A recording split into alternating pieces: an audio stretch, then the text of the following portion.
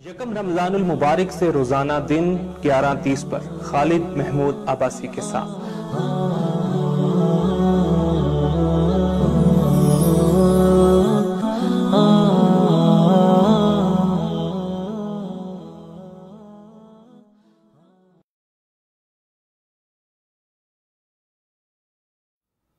جی السلام علیکم ناظرین، میں ہوں فاروق سلطان۔ پروگرام آپ دیکھ رہے ہیں جواب نامہ۔ یہ پروگرام روزانہ اسلام آباد اسٹوڈیو سے براہ راست آپ کے لیے پیش کیا جا رہا ہے، اور سوشل میڈیا کا یہ پروگرام ہے جس میں آپ بھی شریک ہو سکتے ہیں اپنے سوالات کے ذریعے۔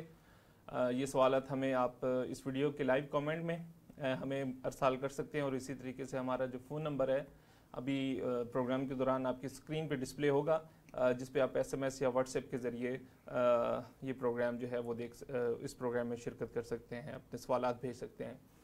مستقل ہمارے میزبان جناب خالد محمود عباسی صاحب، ہمارے ساتھ مدثر رشید صاحب آج بھی شریک گفتگو ہوں گے۔ بہت سے سوالات ہیں، آج بھی انشاءاللہ آپ کے سوالات لیں گے۔ ایک اہم ٹاپک ہے اور اس ٹاپک پہ آج ہم نے گفتگو کرنی ہے، لیکن میں یہ چاہتا ہوں کہ آج کی گفتگو شروع کرنے سے پہلے ایک چھوٹا سا ویڈیو کلپ ہے 4-5 منٹ کا، ڈاکٹر اسرار احمد رحمۃ اللہ علیہ کا۔ وہ کچھ چیزوں کے اوپر جو ہے وہ روشنی ڈال رہے ہیں۔ میں چاہوں گا کہ میں اپنے ویورز کے ساتھ بھی یہ کلپ شیئر کروں، آپ بھی ذرا دیکھیں، اس کے حوالے سے کویسچنز آپ بھی نوٹ کریں، اور ان باتوں پر انشاءاللہ اس کلپ کے بعد ہم ڈسکشن کرتے ہیں۔ میں پروڈیوسر صاحب سے کہوں گا کہ کائنڈلی یہ کلپ جو ہے ایک دفعہ پلے کر دیں۔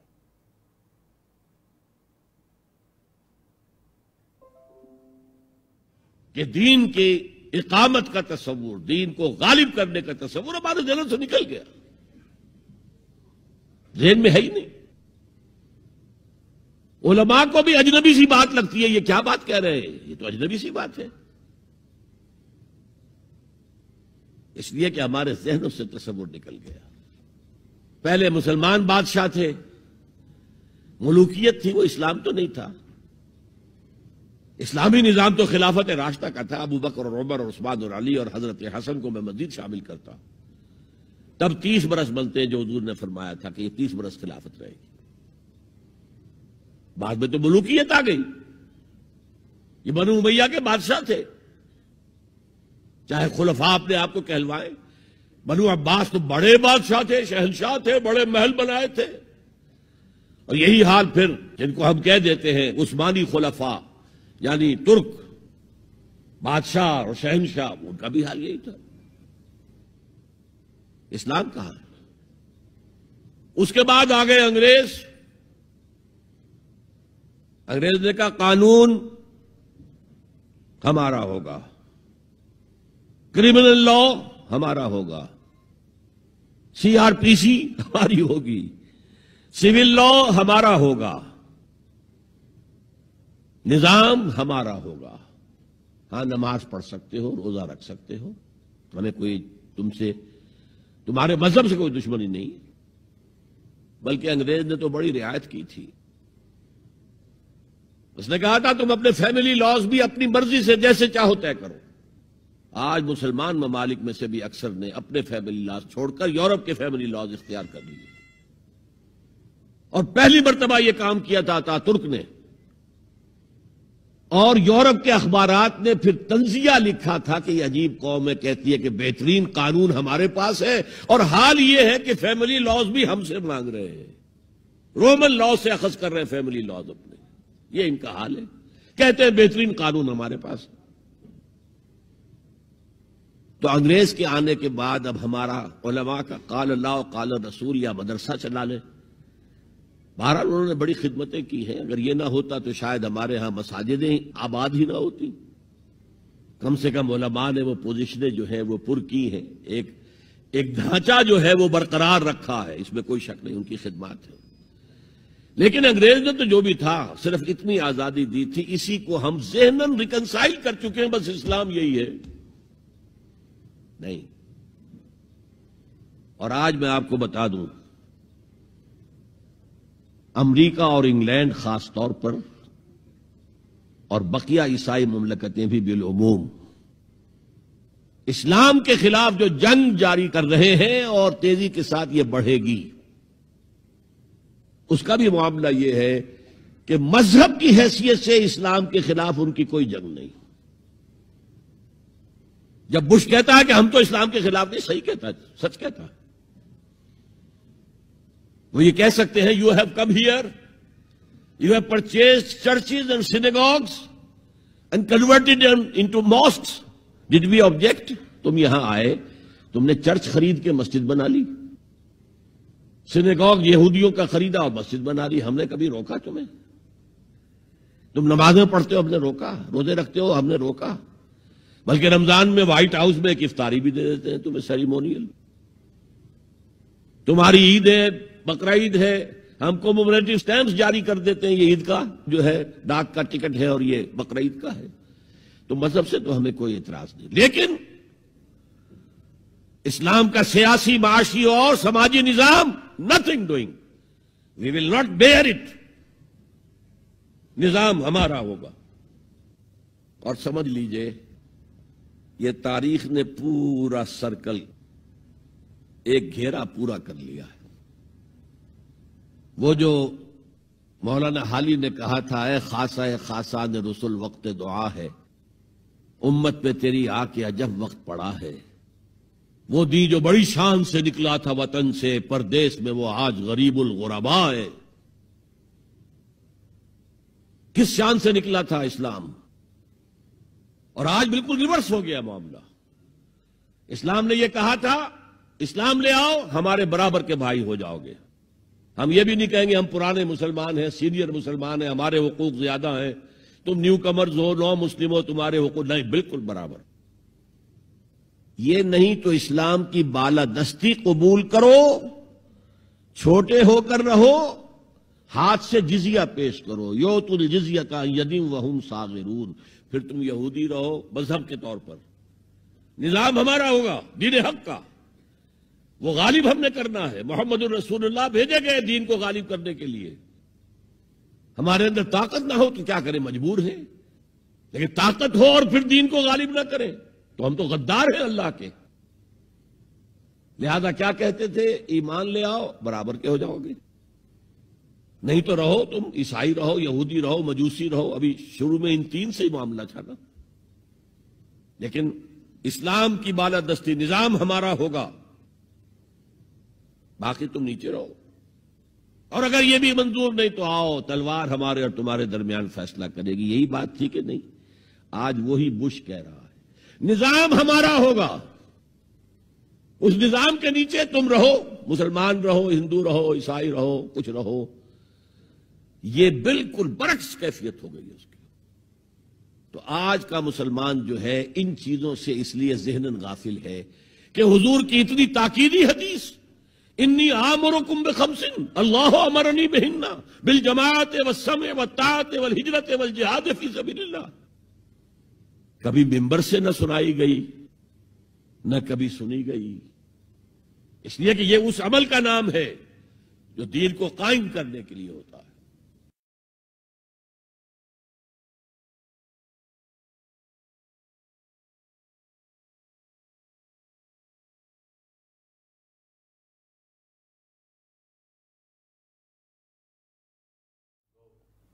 جی ناظرین، آپ نے یہ کلپ سنا ڈاکٹر اسرار احمد مرحوم کا. یہ ایک چھوٹا سا کلپ تھا، لیکن اس میں مختلف ٹاپکس کو بیچ میں لایا گیا اور انہی موضوعات کے متعلق آج ہم نے کوسچنز بھی کرنے ہیں.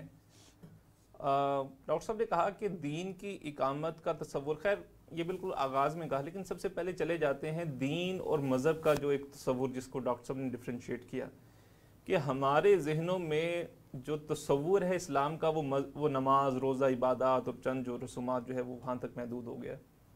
اس کی وجہ کیا ہے؟ حالانکہ اسلام تو ایک تسلسل سے ایک سلسلہ وار چلا آ رہا ہے. ہماری نظر وجہ ہی تو ڈاکٹر صاحب نے بیان کی ہے نا کہ دیکھیں پہلے جو ایک تو اسلام نے جو آزادی، حریت، اخوت، مساوات کے جو اعلیٰ اصول پر مبنی جو نظام قائم کیا تھا، وہ تو اس کو تو ملوکیت ہڑپ کر گئی، تو وہ تصورات ذہنوں سے نکل گئے. اور مسلمان ملوکیت پہ ظاہر ہے یہ کوئی 2-4 برس کی بات نہیں ہے، یہ 1000 سال پہ محیط کہانی ہے. تو وہ تو پورا آپ کو ذہنی بدل جاتا ہے، نفسیاتی بدل جاتی ہے. تو وہ اصول جو سکھائے گئے تھے حریت، اخوت و مساوات کے، جس میں ایک بدو بھی اٹھ کے کوسچن کرتا ہے تو بادشاہ کے ہاں تو کوئی نہیں کوشچن ہو سکتا، وہ تو احتساب سے بالا ہوتے ہیں، لہٰذا وہ چیزیں تو بالکل ہی نکل گئی نا دماغ سے، کہ وہ صرف جو ہے نا چھوٹی سی چار دیواری بنانے کی کوشش پر بھی جو ہے نا وہ آگ سے جلا دینے کی آرڈر آ جائیں اور کہا جائے کہ لوگوں کو ان کی ماں نے آزاد جانا تھا، وہ کدھر وہ تصورات رہے تھے، وہ تو ختم ہو گئے. وہاں تو انسانیت اب بھی نہیں پہنچی نا، وہ تو جمہوریت بھی نہیں پہنچ سکی وہاں پہ جہاں پہ حضور نے پہنچا دیا تھا. تو وہ چیزیں تو ختم ہو گئیں، تو ذہن ذہنوں سے بھی نکل گئیں. وہ کتاب میں کہیں کسی کو اب وہ کدھر ملیں گی، وہ جب اس کا معنی بھی بدل جائیں گے ظاہر ہے. اور اسی لیے اقامت دین کا مطلب پھر اتنا ہی رہ جائے گا نا کہ جی آپ نے نماز اگر سکھا دی تو اقامت دین کر دیا، اور تعلیم دے دی تو اقامت دین کر دیا. تو یہ چیزیں تو خود مسلمانوں کے ہاتھ ہوئیں. لیکن یہ کہ مسلمانوں کو چونکہ اور تو کیا وہ ایک بدو معاشرہ تھا، ان کے پاس قوانین تو کوئی پہلے سے تھے نہیں، نہ ہی کوئی باقاعدہ ریاست کا جو ہے نا وہ ادارہ وہاں پہ کوئی تھا. لہٰذا جو کچھ اسلام نے یہ کنٹریبیوٹ کیا تھا، قانون دیا تھا، ضابطہ دیا تھا، وہ انہوں نے رکھا اپنے پاس، اور اسلامی قوانین کے مطابق لوگوں کے درمیان فیصلے ہوتے رہے، اور وہ قاضی بھی رہے، مفتی بھی رہے، یہ سلسلہ چلتا رہا. اور یہاں تک کہ بیچ میں ایک تھوڑا سا دور آیا جو تاتاریوں کا آیا، جس میں انہوں نے اپنا قانون نافذ کر دیا. پھر مسلمان بھی ہو گئے تو اپنا قانون نافذ رکھا، پھر جھگڑے کھڑے ہوئے، بالآخر دوبارہ شریعت کا قانون نافذ ہو گیا.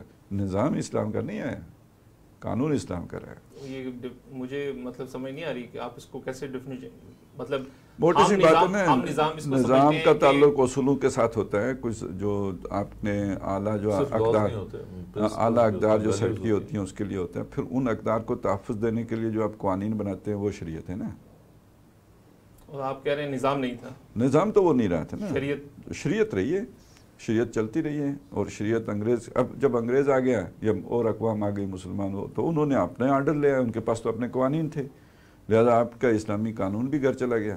اور اسلامی قانون گھر جانے پہ شروع میں آپ کو تکلیف ہوئی، کچھ آپ نے ریئیکٹ کیا، کچھ لوگوں نے قربانیاں دیں، لیکن وہ جب نتیجہ خیز نہیں ہوئی تو رفتہ رفتہ یہ تصور بھی ذہنوں سے نکل گیا. اور اب تو مسلمان کے ذہن میں یہ تصور بھی نہیں رہا کہ جی مسلمان کے ذہن میں نہ رہنے کا مطلب مسلمان اہل علم کے ذہنوں میں نہیں رہا. اور جن کو ہم سمجھتے ہیں کہ یہ نبیوں کی جو میراث کے حامل ہیں اور کسٹوڈین ہیں، ان کے تصورات میں نہیں رہا ہے. وہ کیا تعلیمات دیتے ہیں؟ جو سب سے مؤثر تحریکیں ہیں جو مذہبی طبقے کے زیر اثر اٹھی ہیں، تو وہ تبلیغی جماعت کی ہو یا دعوت اسلامی کی ہو یا جو بھی اس طرح کی تحریکیں ہیں، انہوں نے جو اپنی دعوت پیش کیا وہ کیا ہے؟ وہ مذہب کی دعوت ہے نا. اور مذہب بھی جدید معنی میں مذہب. ایک تو ہمارے قدیم جو فقہا کے ہاں مذہب کا معنی استعمال ہوتا ہے نا، کہ یہ مذہب حنفی ہے، یہ مذہب حنبلی ہے، مذہب شافعی ہے، وہ کوئی اور معنی ہے. آج کے دور میں جب مذہب اصل میں ترجمہ کرتے ہیں ریلیجن سے، وہ جو ہے نا جو مذہب حنفی، مذہب شافعی، اس کے جب آپ انگریزی میں اگر ترجمہ کریں وہ ریلیجن نہیں ہوگا، وہ اسکول آف تھاٹ ہوگا، وہ مکتب فکر ہے، ایک پورا نظام کا مکتب ہے. ہاں جی. تو اپنے اپنے معنی، الفاظ تو وہی ہوتے ہیں لیکن ایک خاص سطح پہ آ کے ان کے معنی اپنے اپنے ہوتے ہیں. تو وہ جو آپ کہتے ہیں مذاہب اربع، تو وہاں مذہب کا معنی کچھ اور ہے.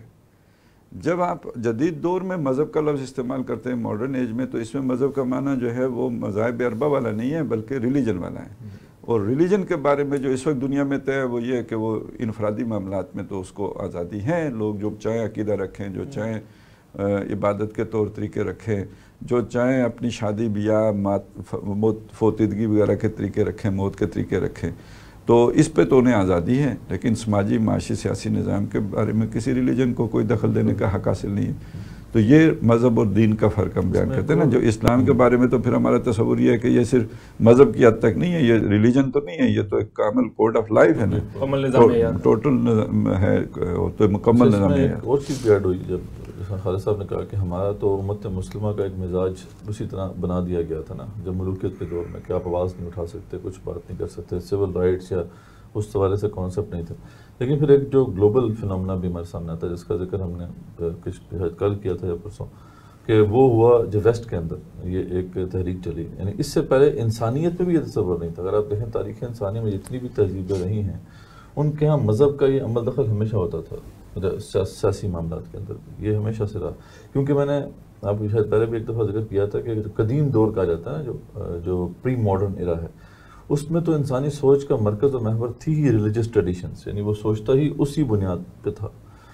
تو وہ جو ہوا وہ بہت بڑی تحریک جو کہ ریفارمیشن کی جو تحریک تھی مارٹن لوتھر کی جو کھڑی کی ہوئی تھی، اس سے پھر یہ ہے کہ اسپلٹ واقع ہوئی ویسٹ کے اندر، بہت بڑی اسپلٹ واقع ہوئی کہ اس نے کہا تھا کہ 2 کنگڈمس ہیں خدا کی، ایک کنگڈم اس کی دنیاوی ہے اور ایک اس کی وہ اوپر والی کنگڈم ہے، ہیونلی کنگڈم ہے۔ جو دنیاوی کنگڈم ہے اس نے وہ ہمارے حوالے کیے، تو ہم جیسے مرضی چلائیں، جو ہیونلی کنگڈم ہے وہ اس کی مرضی سے چلتی ہے۔ یہ وہ تصور تھا جو بنیاد بنا سیکولرزم کے نظریے کی۔ اور پھر جب ویسٹ غالب آیا، یعنی آج کے دور میں ہم جب دیکھیں ریسنٹ ٹائمز میں، تو جب ویسٹ غالب آیا تو ڈیفینیٹلی وہ سیکولر آرڈر جو ہے دنیا میں آ گیا۔ تو انٹرنیشنلی بھی اگر دیکھیں گلوبلی بھی مدرسہ بھائی اس کی بنیادیں بھی تو ہمارے یہاں سے مل جائیں گی نا، ابن خلدون کے اس جو ہے نا وہ تو ابن خلدون وغیرہ سے پہنچی چیزیں وہاں پر، لیکن ویسے کہہ رہے ہیں کہ کانسیپٹ جو تھا وہاں پہ اپنی ان کی بائی فورس امپلیمنٹ کیا وہ ویسٹ، وہ ایک اپنی ڈائنامکس تھی جیسے ہم نے بات کی تھی کہ وہ جو تثلیث کا وہ غیر عقلی اور غیر منطقی قسم کا ایک عقیدہ اپنا لینا اور پھر ان کا بودھ ہونا اس سے عقل سے، اور پھر اس عقل سے بودھ کی وجہ سے جو ڈارک ایجز میں وہ ہے اس کا ایک ریئیکشن، تو وہ ایک ریئیکشن تھا جس کے اوپر پھر جو ہے انہوں نے بالکل اس کو سمجھ لیا کہ اور پھر ایکسپلوٹیشن، یعنی جو چرچ اور بادشاہ اور یہ جو مشائخ تھے، علماء مشائخ اور جو بادشاہ تھے، انہوں نے مل کے جو ایکسپلوٹیشن کی،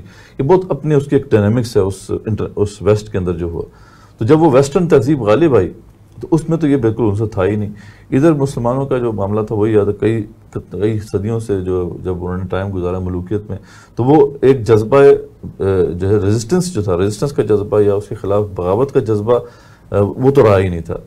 بے شک یہ کانسیپٹ تو تھا کہ جی اسلام کا عمل دخل ریاستی معاملات میں ہوگا یا قوانین کی حد تک ہوگا، لیکن یہ ہے کہ اگر وہ صرف تصور تھا تو اس کے اندر وہ جذبہ نہیں تھا کہ ہم نے اس کے بارے میں کچھ کرنا ہے۔ اس حوالے سے پتہ ہے آپ کو کئی صدیوں سے یہ جو ہے جو علماء تھے، اسکالرز تھے جو کہ بادشاہوں کے ساتھ کام کر رہے تھے، انہوں نے یہ بڑی واضح طور پہ اس کی جڑوں کو ختم کر دیا تھا۔ دیکھیں حسین جو کہ سمبل آف ریزسٹنس ہے اس امت کے لیے، ان کو بالکل جو ہے ایک طرح سے ثابت کر دیا گیا تھا کہ بھئی یہ غلطی ہوئی تھی۔ تو بلکہ ان جو روایات عام ہوئیں اس میں یہ ثابت ہوا کہ حسین جو تھے وہ تو ایک مطلب پرست قسم کے انسان کے طور پر انہوں نے، یعنی ایسا لگتا ہے جیسے کہ وہ اپنی حکومت کے طلبگار ہیں، ایسا لگتا ہے جیسے کہ وہ پھر جب ایک خاص وقت آتا ہے تو پھر وہ ڈر جاتے ہیں اور پیچھے ہونے کی بات کرتے ہیں۔ یعنی ان کا ایک ایسا امیج پیش کیا گیا، گو کہ نام جب لیتے ہیں حسین کا تو وہ تو یہی اسی طریقے سے احترام سے، لیکن وہ عقیدت و احترام جو ہے وہ نواز رسول علمی سطح پہ اس طرح پیش جی نہیں، نواز رسول ہونے کی حیثیت سے تو ہے، لیکن یہ ہے کہ ان کا وہ عظیم کارنامہ جو انہوں نے ایک سمبل آف ریزسٹنس ہے مسلمت کے لیے اور ایک مارک کی بگننگ، اور اس کے بعد پھر عبداللہ بن زبیر جو تھے وہ اس پہ آگے بڑھے، لیکن یہ ہے کہ وہ چیز ہائی لائٹ نہیں کی۔ تو یعنی یہ سارے فیکٹرز ہیں امت مسلمہ کے انٹرنل ایسپیکٹس تھے۔ مدرسہ بھائی جو کہتے ہیں نا کہ حق پر جان دی، حق کے لیے جان دی، حق پر جان دی، تو اس کا بھی معنی یہ لیتے ہیں کہ اپنے حق کے لیے جان دی۔ ہاں اپنے حق کے لیے، رائٹ تھا ان کا کہ وہ سمجھتے تھے کہ میرے سے بہتر کوئی بندہ نہیں ہے۔ حالانکہ یہ بات وہ لوگ جو تھے وہ تو بے لوث لوگ تھے، اپنی ذات کے لیے تھوڑی وہ لڑ رہے تھے، وہ تو امت مسلمہ کے اندر جو کچھ ہو رہا تھا جو ملوکیت کی طرف اسلام کا تقاضا سمجھ گیا، اسلام کا تقاضا سمجھ گیا۔ حق پردی کا مطلب یہ ہے کہ جو حق، جو اصل ریئلٹی ہے، جو الحق ہے، اللہ کی خاطر جان دی، یہ مطلب ہے نا اس کا، اپنے حق کے لیے تھوڑی۔ مطلب ہم نے یہ سمجھ تو کہنے کا مقصد ہے کہ ایک تو انٹرنل ہے یہ فیکٹر سے، پھر انٹرنیشنل جو تہذیب آئی، ویسٹرن تہذیب غالب آئی تو ان میں بھی سیکولر آرڈر تھا،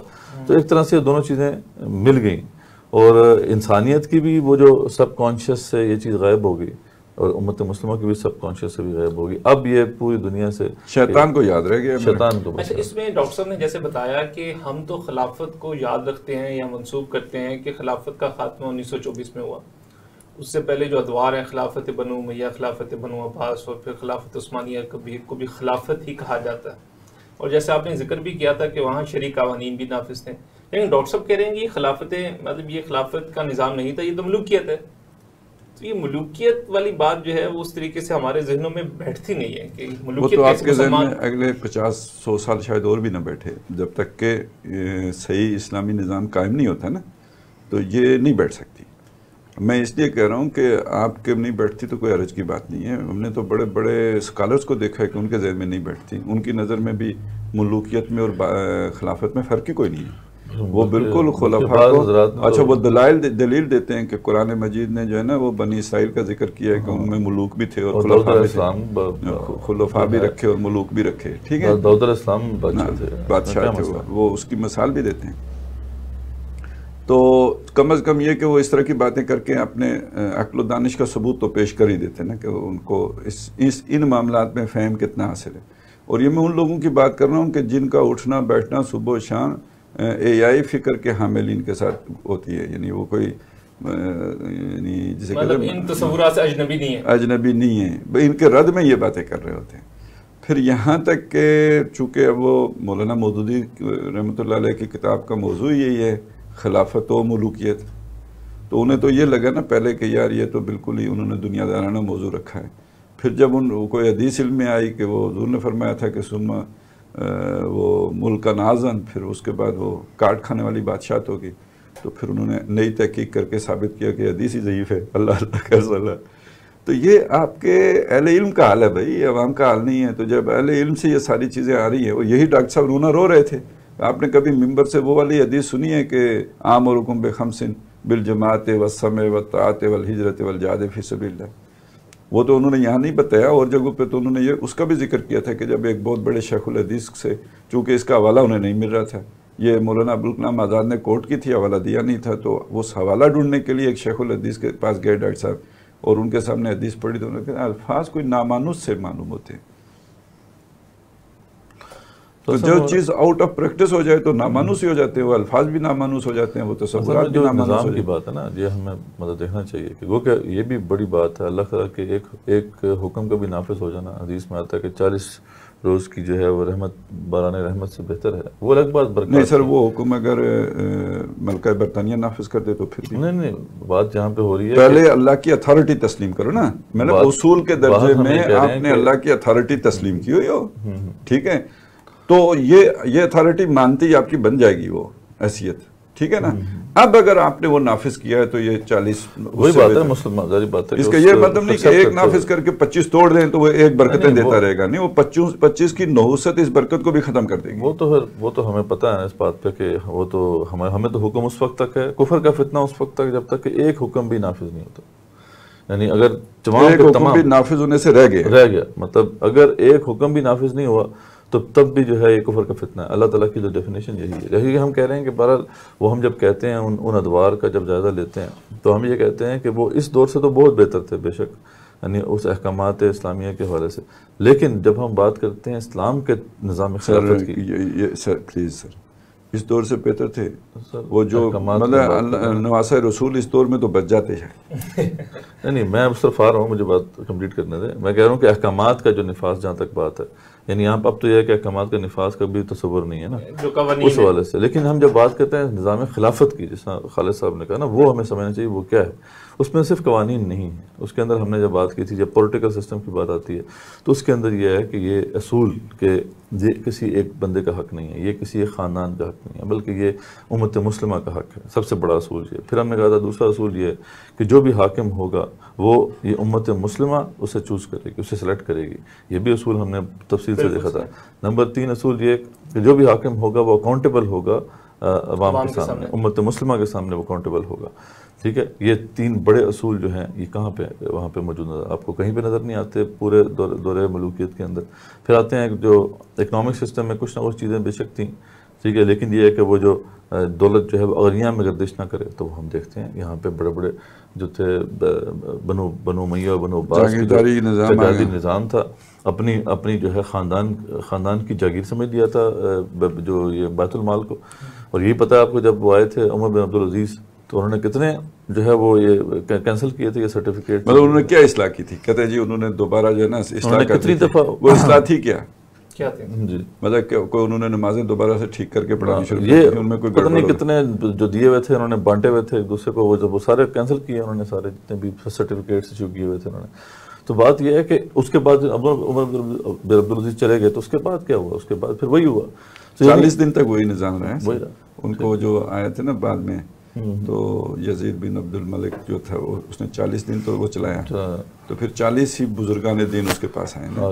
تو انہوں نے آ کے اس کو سمجھایا کہ تمہیں اللہ تعالیٰ نے خلیفہ اپنا بنایا ہے، یہ سب تمہارے تصرف میں دیا ہے، تم پر کوئی پوچھ نہیں ہوگی، تم ہمیں دے دو، اس کو دے دو، جس کو دے دو. تو وہ پھر یعنی یہ جو اب یہ اکنامک سسٹم کتنے بڑے اصول کی جو ہے وہ دھجیاں بکھیری جا رہی تھیں. تو ہم یہ بات کر رہے ہیں نا کہ صرف ٹھیک ہے کچھ قوانین کا نافذ کر دینا یا کچھ جو ہے اوامر اور نواہی کو قائم کر دینا، اس سے وہ نظام نہیں آ جاتا. پھر ہم اکنامکس جب سوشل سسٹم کی بات کرتے ہیں، اسلام کے سوشل سسٹم میں ڈیفینیٹلی سب سے پہلی جو اصول ہے وہ بندگی ہے کہ ہم سب اللہ تعالیٰ کے بندے ہیں. وہاں پہ آپ کو پتہ ہے کہ بادشاہ جو تھے وہ تو اپنی منواتے تھے، وہ تو ایک طرح سے لوگوں کو اپنا غلام بنایا ہوا تھا. اصول یہ ہے اسلام کا کہ سب اللہ کے بندے ہیں بشمول مسلمانوں کا جو حق ہے. کسی کے پاس اسپیشل رائٹس نہیں ہیں. مساوات جو ہے اس کا وہ تصور کہ طبقاتی تقسیم نہیں ہوگی، کہاں پہ یہ ایگزسٹ کرتا تھا.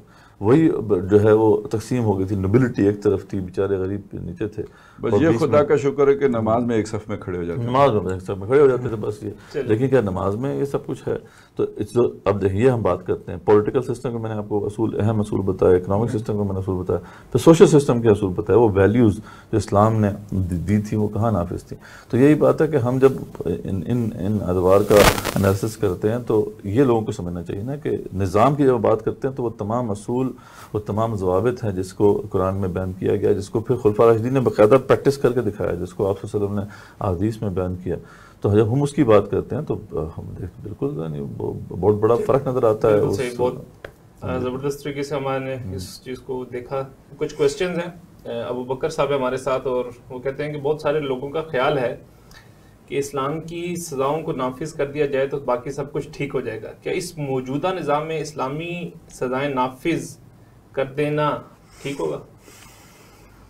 یہ تو ویسے دیکھیں نا، فرض کریں اسلامی سزائیں زنا کرنے پہ شادی شدہ کرے تو اسے سنسار کیا جائے گا، اور غیر شادی شدہ کرے تو اسے کوڑے مارے جائیں گے. اور اس سے پہلے جو نظام کا تقاضا ہے وہ یہ ہے کہ جی محرم غیر محرم کی تمیز ہو، خواتین گھر سے باہر نکلیں تو بے پردہ نہ نکلیں، ٹھیک ہے، اور نکاح آسان ہو. یہ سارا یہ اس کا تعلق ہے اس نظام کے ساتھ. یہ سب کیے بغیر اگر آپ صرف یہ سزائیں نافذ کر دیں تو جبکہ آپ نے سارے مواقع دیے ہوئے ہیں اس کے، تو یہ تو خود لوگوں سے پوچھ لینا چاہیے نا کہ یہ آپ کو صحیح لگتا ہے. آپ ذرا دیکھیں کہ جو چوری کی سزا نا، ہاتھ کاٹنے کی سزا ہے، تو اس کی جو شرائط ہیں کہ کون سا مال مسروقہ مال سمجھا جائے گا، اس کے بعد اس کی نصاب ہے. پھر یہ نہیں ہے کہ جب بھی آپ نے جو جس قسم کی چوری کی اس پہ ہاتھ کٹ جائے گا. محفوظ مال، غیر محفوظ مال نہیں، جس کی کوئی حفاظت کا انتظام نہیں ہے، جو آپ نے کہیں سیل میں رکھا ہوا ہے یا آپ نے سڑک پہ چھوڑا ہوا ہے، وہ کسی نے چوری کر لیا تو اس پہ بھی ہاتھ کٹے گا. تو اسی طرح زنا کی سزا کے لیے بھی تو پہلے کوئی نظام بنانا پڑے گا نا. یہ تو نہیں کہ اچھا یہ جو آپ کو لونڈیوں کے لیے آدھی سزا کا ذکر آیا قرآن مجید میں، کیوں آیا ہے؟ اس لیے کہ ان کا معمولات ایسے ہیں کہ اس میں زیادہ امکان ہے کہ ان سے یہ چیز ہو جائے گی. تو اچھا یہ کہ حضرت عمر رضی اللہ تعالیٰ عنہ کے دور میں جب قحط پڑ گیا تو لوگوں بنیادی ضروریات سے محروم ہونے لگے، تو انہوں نے مطلب بنیادی ضرورت نہیں پوری ہو رہی تھی، تو اس عرصے کے لیے حضرت عمر رضی اللہ تعالیٰ عنہ نے اناج پہ چوری کی سزا موقوف کر دی. تو یہ تو اس میں یہ تھوڑا سا بس وہ دیکھنا چاہیے نا کہ وہ سب لوگ مس انڈرسٹینڈ کر دیتے ہیں. چوری کی سزا وہ ختم نہیں کی تھی، لیکن چوری کی سزا کے اندر یہ رعایت موجود ہے. چوری کی سزا کے اندر ہی یہ رعایت موجود ہے. جب ایٹیبلز ہیں اس پہ ہاتھ نہیں کٹتے. اس طریقے سے جب مشکل حالات ہوں، یعنی سرکمسٹانسز دیکھے جاتے ہیں کہ سر یہ اس سے پہلے سے موجود تھی یا ان کے اس عمل کے بعد یہ بیچ میں شامل کی گئی؟ قحط کے بعد جب لیکن اس کے علاوہ بھی اور واقعات ہیں نارمل حالات میں بھی. تو بات یہ کہ یہ ایک شے تھی جو سمجھتے تھے حضرت عمر رضی اللہ تعالیٰ عنہ، دین کے مزاج کو وہ بہتر سمجھتے تھے، اس لیے انہوں نے یہ فیصلہ کیا نا. ٹھیک ہے، تو کہنے کا مطلب یہ ہے کہ اس نظام پر زیادہ فوکس کیا گیا ہے دور نبوی میں اور حضور صلی اللہ علیہ وسلم کے تربیت یافتہ لوگوں کے ذریعے سے، اور اس کے بعد سزاؤں کا معاملہ ہے. اچھا یہی کامن سینس بھی ہے کہ جب آپ لوگوں کو ان کے حقوق دیتے ہیں نا، تو پھر ان حقوق پہ ڈاکہ پڑنے کا جہاں سے خطرہ ہو اس کے لیے آپ قوانین بناتے ہیں اور سزائیں کا تو وہ تو یعنی قانون سسٹم کو سپورٹ کرنے کے لیے ہوتا ہے، اور جہاں جہاں سسٹم کے لیے خطرات ہوتے ہیں وہاں ان سوراخوں کو بند کرنے کے لیے ہوتا ہے. تو قانون سے نظام بنتا نہیں ہے، قانون نظام کو سپورٹ کرنے کے لیے ہوتا ہے. اور ایک سخت قانون جو ہے کسی باطل نظام کے اندر اگر آپ امپلیمنٹ کر دیں گے تو وہ اس باطل نظام کو سپورٹ کرنا شروع کر دے گا. جیسے سعودیہ میں لیکن سورہ نور کے اندر، لیکن وہ ہمارے جو وہ عام مذہبی تصورات ہیں ان کے مطابق تو سعودیہ میں ہے نا اسلام ہے نا. تو اب سورہ نور میں دیکھیں نا پوری پالیسی آپ کو دی گئی ہے. کئی ہدایات جو ہیں مسلمانوں کے اخلاقی حیثیت میں دی گئی ہیں کہ ان کو اس کا خیال رکھنا ہے کئی پھر لاز کوئی پرنسپلز دیے گئے ہیں، یعنی صرف سزا نہیں ہے نا. اگر آپ دیکھیں اس میں ایک تو سزاؤں کا معاملہ تو یہ ہے، بعض قوانین میں دیکھیں ایک چیز ہو سکتی ہے، مثلاً دیکھیں کہ اگر آپ اسلام کے قانون وراثت کو جبراً نافذ کرتے ہیں، ابھی تو آپشنل ہے نا، کسی کی مرضی ہے اس پہ عمل کرے، کسی کی مرضی ہے نہ کرے، لیکن اگر بالفرض وہ اس پہ عمل نہ کرنا آپ سزا بھی اس پہ رکھتے ہیں تو پھر لوگ ذرا زیادہ پابندی سے عمل کریں گے، تو اس کا یہ ایک نتیجہ نکلے گا کہ شاید 100 سال میں 150 سال میں جاگیرداری ختم ہو جائے گی. صحیح. تو بعض معاملات میں کچھ میں ایسا ہو سکتا ہے کہ قانون کے نتیجے میں بھی نظام میں بہتری آ جائے، ٹھیک ہے، لیکن وہ چند چیزیں، البتہ جب آپ سزائیں نافذ کر دیں جبکہ آپ نے نظام ابھی قائم ہی نہ کیا ہو تو اس کے تو بڑے برے اثرات پڑیں گے. وہ ایک دفعہ پرویز مشرف نے کہا تھا، میں بہت برا لگا تھا، اس نے کہا میں یہاں پہ چوری کی سزا نافذ کر دوں، سب کو ٹنڈ منڈ کر دوں، یعنی اس نے کہا سارے چور ہیں. اچھا یہ بات تو بری لگی، لیکن یہ مولانا مودودی نے کہیں 40s میں لکھی ہے، یہ یہی بات لکھی ہے کہ اگر کوئی آج اگر آپ چوری کا وہ سزا نافذ کر دیں تو معاشرہ جو ہے وہ سارے ہاتھ کٹو پر مشتمل ہوگا. لیکن پہلے وہ ایسے آپ نے مواقع فراہم کرنے ہیں کہ لوگوں کو معاش کی سہولیات، پھر ویلفیئر کا وہ سارا نظام، اور اس کو قائم کرنے کے بعد پہلے چوری کا ہاتھ کاٹیں، پہلے چوری کا ہاتھ کاٹیں پھر چور کا ہاتھ کاٹیں. نہیں چوری کا تو میں بتایا نا آپ کو کہ عام حالات میں بھی بڑا مشہور جو ایک صحابی ہیں، ان کے 2 غلام تھے، انہوں نے ان کا اونٹ جو ہے وہ ذبح کر کے کھا لیا، تو قاضی نے فیصلہ کر دیا کہ جی ہاتھ کٹے گا ان دونوں کا. اونٹ تو بہت بڑی متاع تھی اس وقت، اور بڑے مشہور صحابی ہیں، میں نام اس وقت جو بھول رہا ہوں. تو انہوں نے اپیل کی عمر خطاب سے کہ عمر خطاب انہوں نے جس حالت میں ہمیں رکھا ہوا تھا، ہمارے لیے ہم مردار بھی کھاتے تو ہمارے لیے جائز ہوتا، آپ تحقیق کریں. عمر خطاب نے جو تحقیق کی تو معلوم ہوا کہ واقعی انہوں نے صحیح ان سے ٹریٹ نہیں کیا. انہوں نے کہا کہ سزا بھی کینسل کی، اور انہوں نے کہا کہ ایک اور اونٹ دیں ان کو. تو عام حالت ہے نا کہ چوری کے سزا میں تو خاص طور پہ اس کا اس طرح پھر جو جناح کی ہم بات کر رہے تھے نا، اس کے روک تھام کے لیے پوری پالیسی سورہ نور کے اندر ہے. ایک تو بتایا گیا کہ دیکھو وہ دستک آپ نے دینی ہے، گھر میں دخل نہیں ہونا بغیر اجازت کے، جو بھی جو پرائیویسی ہے اس کا خیال رکھنا ہے، یہاں تک کہ پرائیویسی کا خیال یعنی آپ حدیث میں بھی آتا ہے کہ اگر کوئی جھانکتا کسی گھر میں تو آنکھ پھوڑ سکتا ہے اس کی، ٹھیک ہے، یعنی پرائیویسی کا خیال رکھنا ہے، کوئی آگے پیچھے نہ جھانکے، پبلک پلیسز پہ آپ جا سکتے ہیں. دوسری پھر بات یہ تھی کہ نکاح کو آسان کرنا، ٹھیک ہے، اس میں کہا کہ جی نکاح کو جو ہے نکاح کے جو ہے مواقع فراہم کریں. گھر کے اندر کی بھی جو ہے وہ ہدایت دے دی گئی کہ تم نے گھر کے اندر کے پردے کی بتا دیا گیا. اس سے پہلے سورہ احزاب کے اندر باہر کے پردے کے احکامات آ چکے تھے. سیگریگیشن آف سیکسز کا پورا اصول ہے جو پھر امپلیمنٹ کرنا پڑے گا.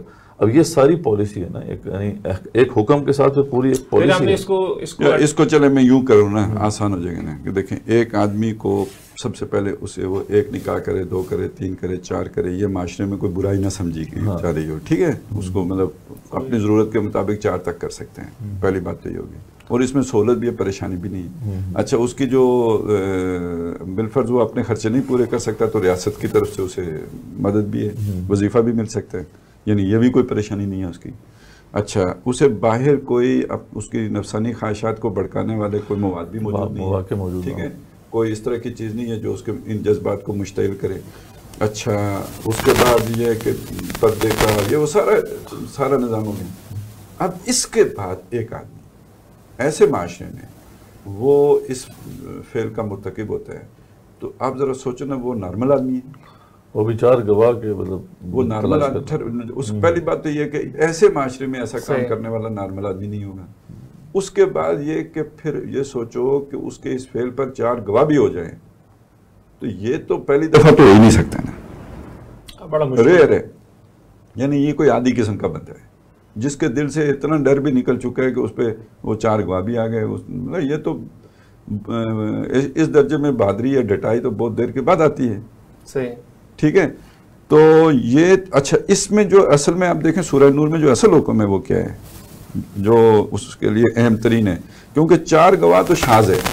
زیادہ جو امکان ہوگا 1 آدمی دیکھے گا، زیادہ امکان ہوگا 2 دیکھیں گے، زیادہ امکان ہے 3 دیکھیں گے. اگر وہ بولیں گے 80 ان کو پڑھیں گے، بولیں گے کہ یہ کام ہوا ہے 80 کوڑے لگے. اچھا یعنی ایک طرح سے اس کو دبایا گیا. اصل مسئلہ کیا ہے کہ معاشرے میں یہ چیز اتنی بری سمجھی جائے، اس کا ذکر نہ ہو کہیں ہو گیا ہو تو دبا دو، اور اتنے گواہ مل جائیں تو پھر نشان عبرت بنا دو.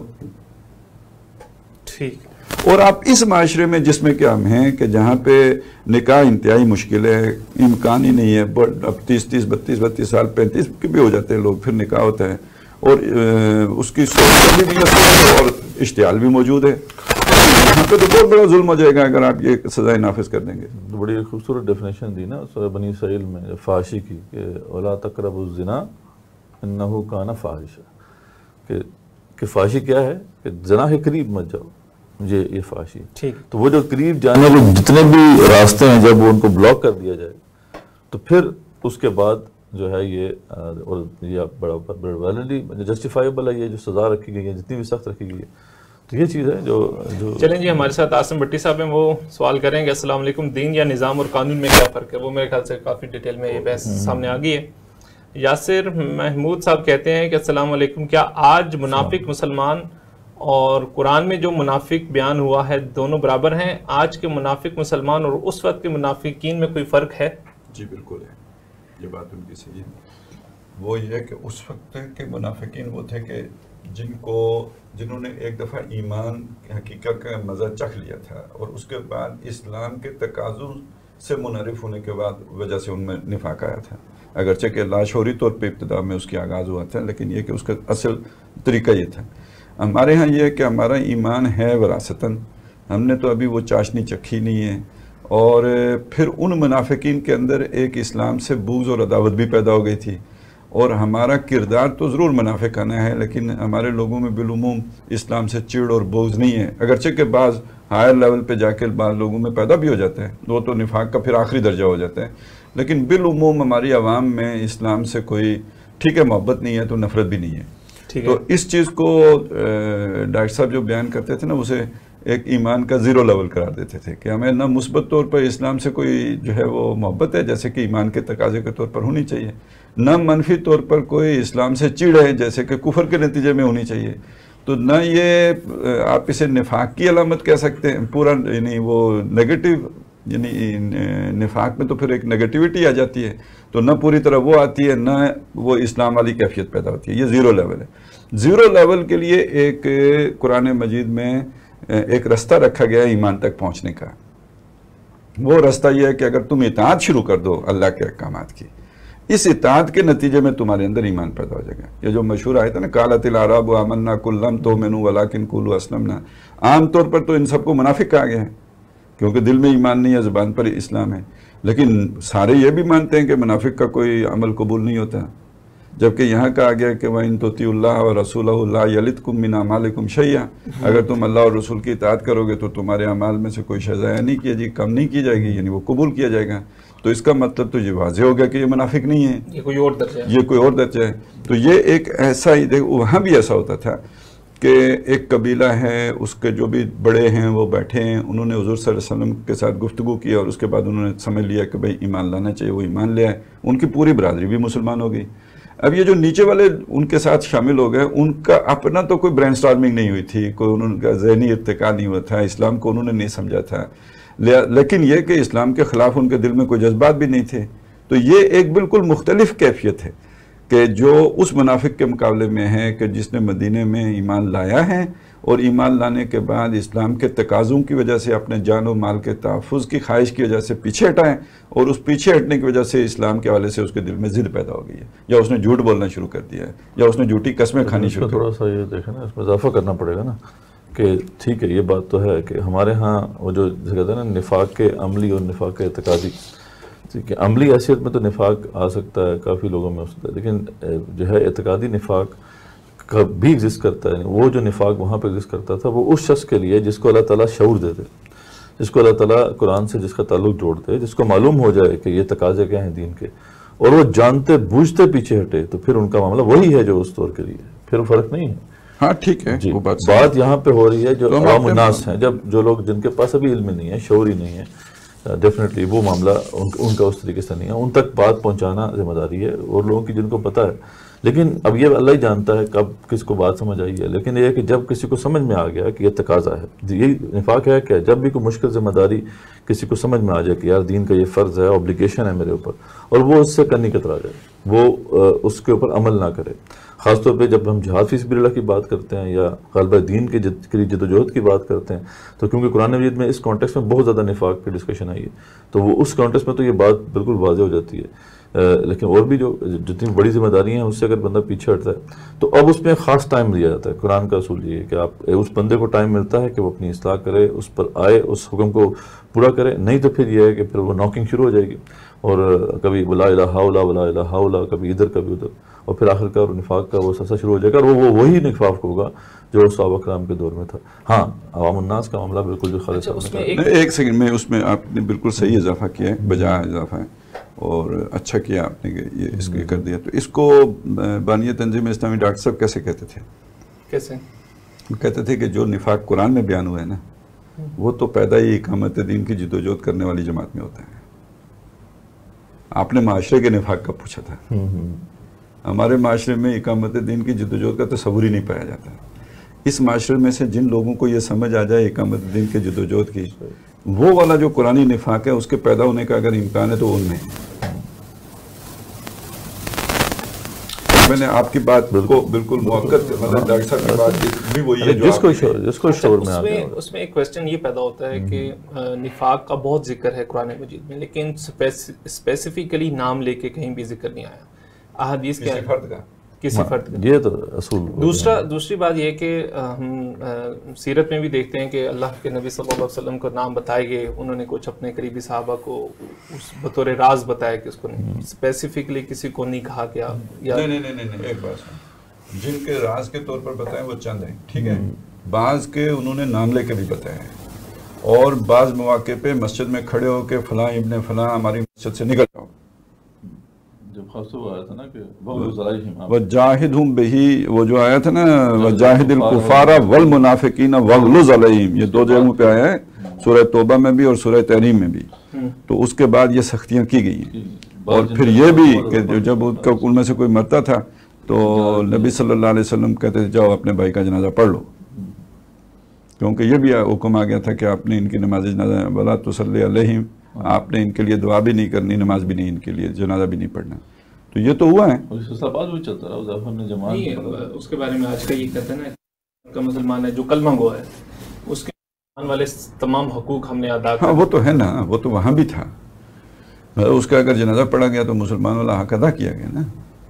اسے مسلمانوں کے قبرستان میں داخل وہ جو ہے نا وہ دفن کیا گیا تو حق ادا کیا گیا. کیا ہمیں یہ اختیار ہم کسی کو نہیں، اب نہیں ہو سکتا نا. یہ تو اللہ کے رسول تھے جو بتا سکتے تھے. یہ تو ہم میں سے کوئی بھی نہیں. اب ہمیں اپنا پتہ نہیں ہے کہ ہم نفاق کی کسی سٹیج میں پہنچ گئے، لیکن ہم اس کے سائن اینڈ سمپٹمز جو ہے اس کو ہم دیکھ سکتے ہیں اور اس کو انڈرسٹینڈ کر سکتے ہیں. اپنے لیے ہر آدمی اپنے لیے کرے گا. دیکھیں بظاہر سمپٹمز ایک جیسے ہوں گے، ضعف ایمان کے بھی اور نفاق کے بھی. بالکل صحیح. ٹھیک ہے، تو یہ ہے اصل میں. تو اب ہمیں تو یہ دیکھنا ہے کہ کہیں ہم تو نہیں. یہی صحابہ کرام کا ہمیں ترجمہ ملتا ہے، وہ اپنے بارے میں کنسرن رہتے تھے، کبھی کسی کو انہوں نے نہیں کہا، نہ کسی کو ہائلائٹ کیا کہ بھی فلاں منافق ہے.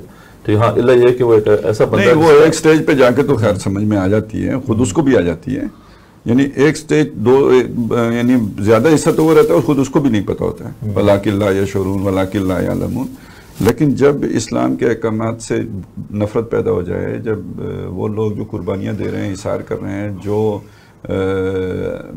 اس کانسیپٹ سے جو تصور کے ساتھ، مضبوطی کے ساتھ، ریجیڈیٹی کے ساتھ جڑے ہوئے ہوں، ان سے چڑ پیدا ہو جائے اور ان کے ساتھ جو ہے نا بات کرنے میں آپ کو جو ہے نا وہ ایک طرح کا بیزاری سی ہونے لگے، تو یہ تو پھر اب اس کو خود سمجھ آ چکی ہوتی ہے. ایسا نہیں ہوتا کہ اس وقت اسے سمجھ نہیں ہوتی، اسے سمجھ ہوتی ہے. نہیں، وہ اپنے آپ کو تو بڑے سمجھ ہوتے ہیں نا، ہم تو اصلاح کرنے والے ہیں، یہ تو مسئلہ ہے.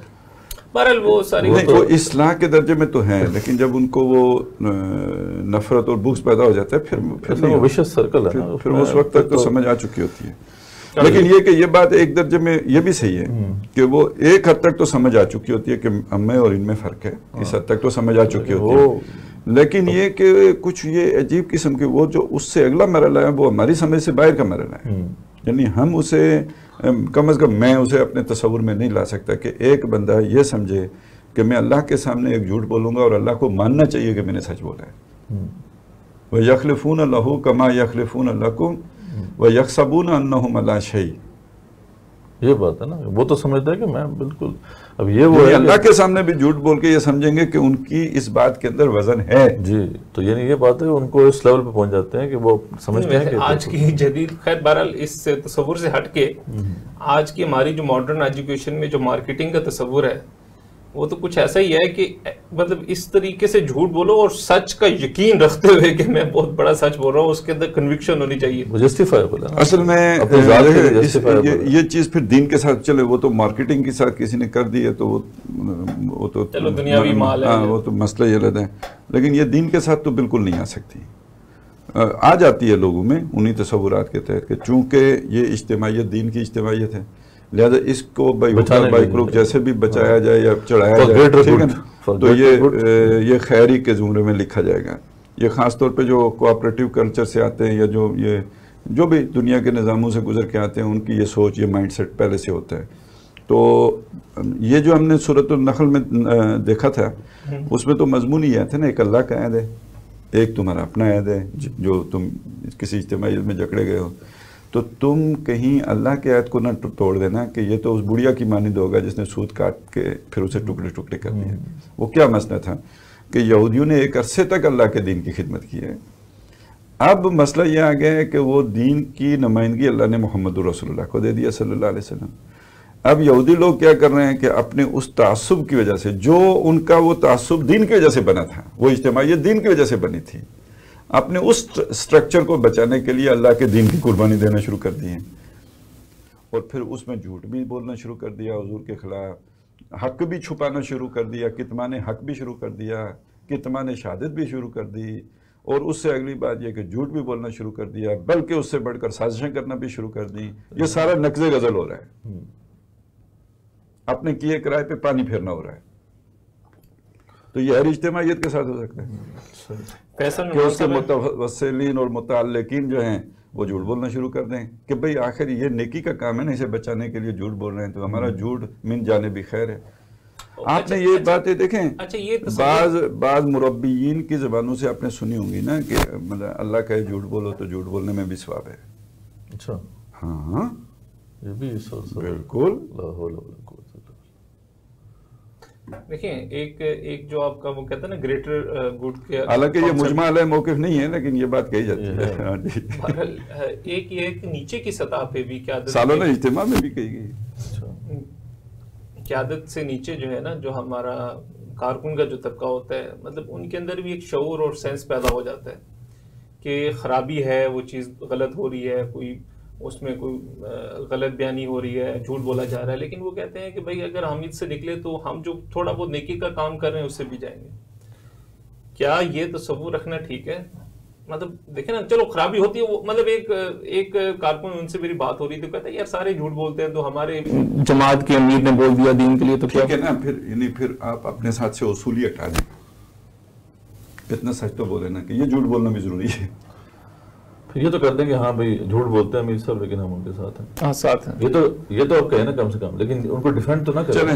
چلیں جی, فیصل نعمان صاحب ہیں. پاکستان میں ایک رائے یہ ہے کہ ہم ایک عظیم قوم میں ایٹمی قوت ہیں وغیرہ. ایک رائے یہ ہے کہ ہم بدترین قوم ہیں, چوری, ملاوٹ, فرقہ بازی, جتھا بندی اور ناجائز آمدن میں ہمارا کوئی ثانی نہیں. ڈاکٹر اسرار صاحب نے ایک بار کہہ دیا تھا کہ یہ قوم ایک وہ ڈیڈ ہارس, مردہ گھوڑا ہے اور اس میں کوئی دم نہیں. لیکن مشرف کے نکالے جانے کے بعد انہوں نے اس رائے پر نظر ثانی کی.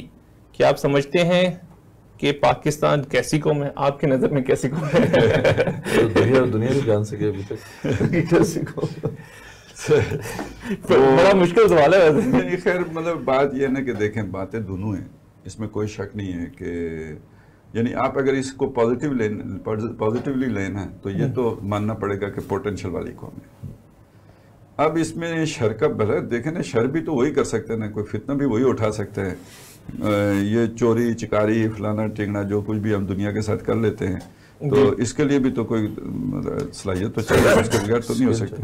اور جو صلاحیت غلط رخ پہ استعمال ہو رہی ہے وہ صحیح رخ پہ بھی استعمال ہو سکتی ہے. تو ایک طرف تو وہ ہے, دوسری طرف آپ یہ دیکھیں نا کہ روس کے خلاف جہاد ہوا تو کس نے سپورٹ کیا؟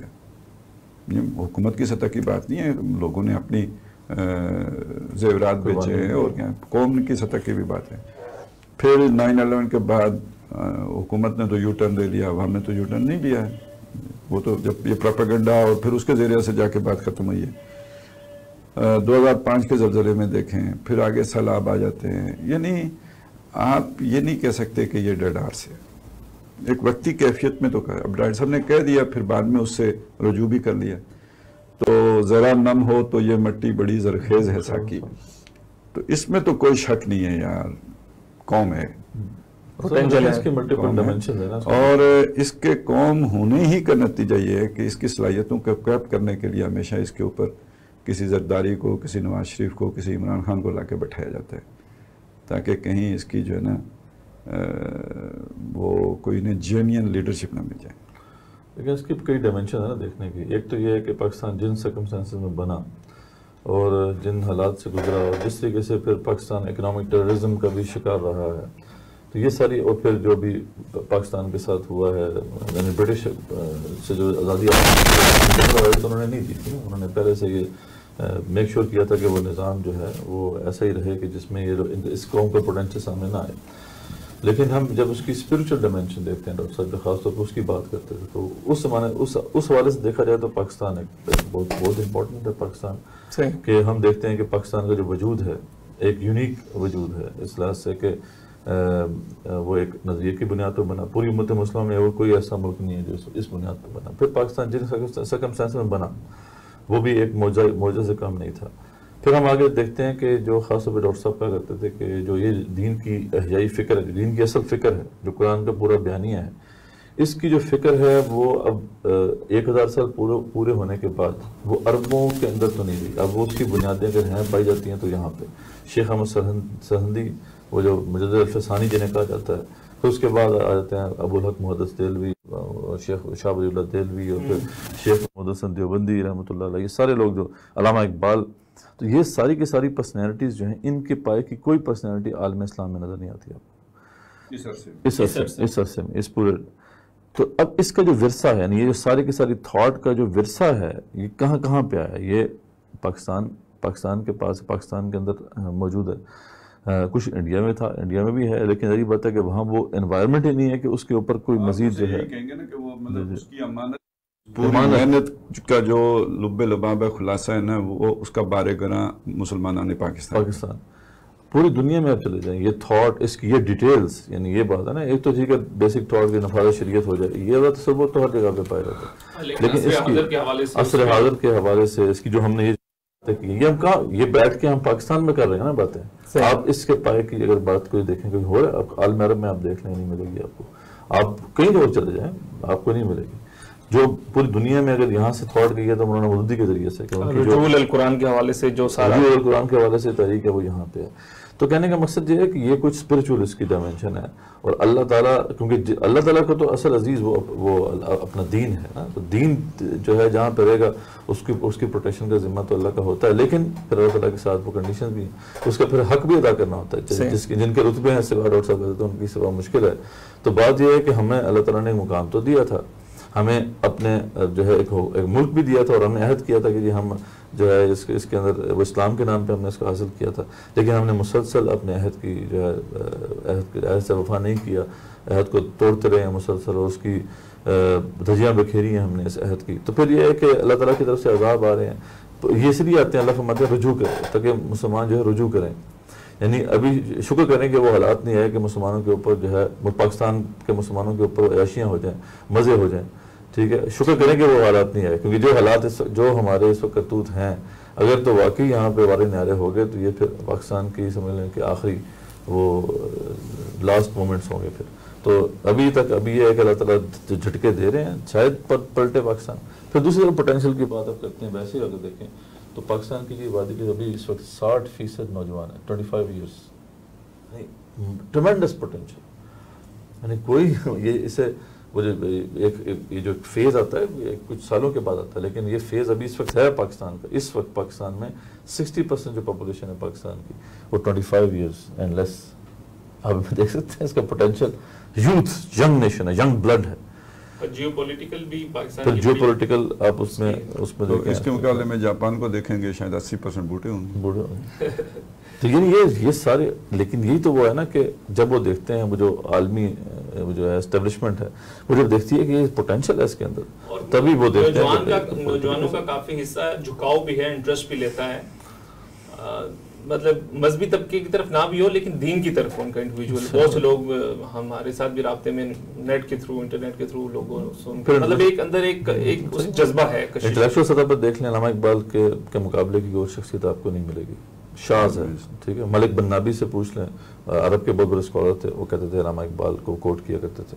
ڈاکٹر علی شریعتی سے پوچھ لیں، ایران کے بہت بڑے اسکالر ہیں، علامہ اقبال کو، علامہ اقبال ریولوشن کے وہ جو بانیوں میں سے بھی ہیں، علامہ اقبال کو.